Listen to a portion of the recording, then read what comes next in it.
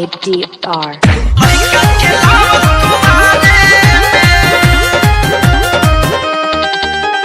शादी से पहले ना बाके हो छुअले भाग से बड़ा सामान ऐसन पवले एकदम पूरा कागज बाकी हो। शादी से पहले ना बाके हो छुअले भाग से बड़ा सामान ऐसन पवले केहू धइले ना बा गवारी में। अरे देखई में लागत है सब जानता नी हम तोरा बारे में रोले लइका खेलावत तुम्हारे गलत बात है।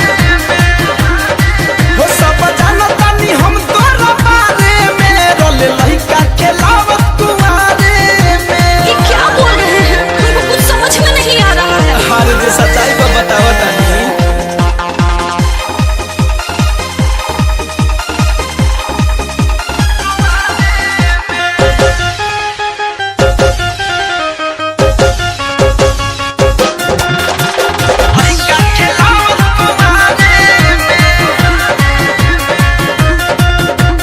लाखों दीवाना पड़ल रहे पीछे केहू के देहनी ना मौका हम देखत रही केहू के ठेकल नाए करे जा चीज है सुना अनोखा भाई सामने है परल में